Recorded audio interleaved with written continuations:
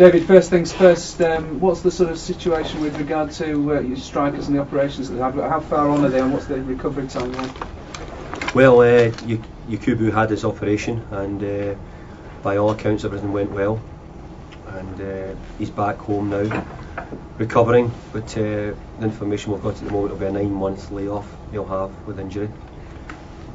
James Vaughan has gone to Colorado and the doctor had a broken arm and hasn't been able to operate for his own personal reasons, so James Vaughan at the moment has not been operated on, and we're waiting now on a solution to that just now.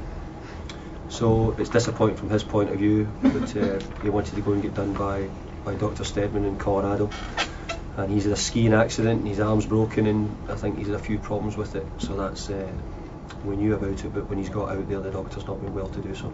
And as far as Louis Saha's concerned, are you thinking he might be fit again for next week? I think there's a chance. I don't think he's as bad as we first feared.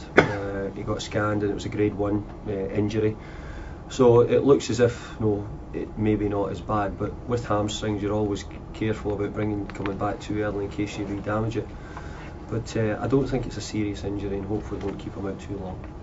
And as far as Victor's concerned, I mean, is he fully fit now? Because wasn't there a suggestion that he had a slight hammy a couple of weeks ago? Well, Victor's actually been carrying a back injury, which he's been getting treatment on, but well, we can't afford any more to be injured. That's what happens.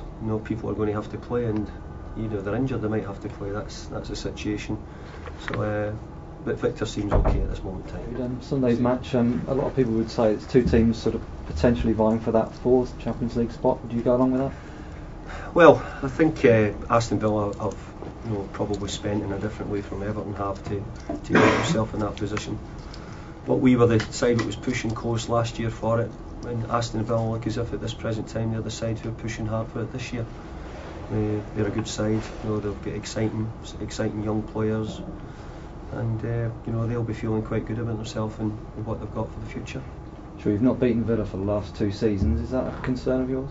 It's always a concern when you don't beat Emily, but who knows? You can say these things all the time, and I think we'd won at Wigan most of the times we'd been, and we lost there last week. So there you go. And you must be pleased with your current form anyway going into the match. Yeah, apart from that game we mentioned, I think we've played okay. I thought Tottenham was probably our best performance of the season so far, coupled with the win. It's given us a bit of confidence. And hopefully this, coming into the period we're in it just now, the games we've got some hard games coming up, it will help us with those games. Much has been made of the pressures that come with being a Premier League manager and how they've manifested themselves with Roy Keane. How do you particularly cope with the pressures that come with the job? Well, they certainly do come. I used to have red hair or ginger hair before I came in, it's now grey, and certainly more wrinkles than I first came in, but I think managers all have their own way of doing it. Actually walk my dogs as well, the same as Roy, so there you go, that's something similar.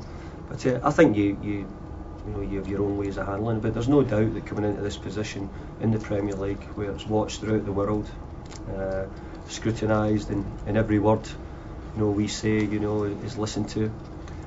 So hopefully Roy will go away and take a bit of time and come back better and stronger for it. Because you must cope with it better than most, because you've been in this job for longer than most other Premier League managers, haven't you?